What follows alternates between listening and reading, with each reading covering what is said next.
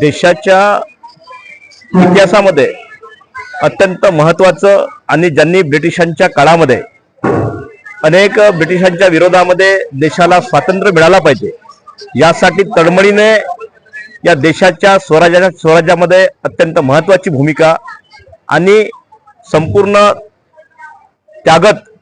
या ठिकाणी या देशाचे खरे जननायक क्रांतिसूर्य क्रांतीवीर बाबूराव पुलेशवरजी शेळमाके यांच्या जयंतीच्या निमित्तानं सर्वांना या ठिकाणी कोटी कोटी प्रणाम करतो। आणि बाबूराव शेळमाकेजींनी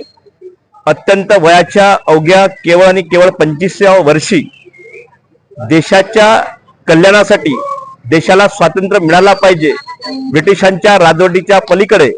आणि ब्रिटिशांनी जी हुकुमशाही त्यासोबत जे सावकारीच्या संदर्भामध्ये ज्या ज्या पद्धतीने फतवा काढला होता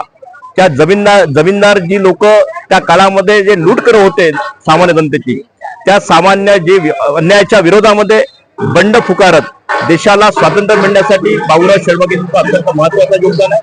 आणि 12 मार्च 1857 या झाडाच्या खाली ब्रिटिश गव्हर्नमेंटनी त्यांना या ठिकाणी फाशी देऊन आणि फाशी दिली आणि हा शहीद योद्धा खऱ्या अर्थाने 21 ऑक्टोबर 1957 या ठिकाणी याच झाडाच्या खाली त्या ठिकाणी त्यांना फाशी देण्यात आली खऱ्या अर्थाने। आणि आपण या ठिकाणी 12 मार्च या ठिकाणी आपण सर्व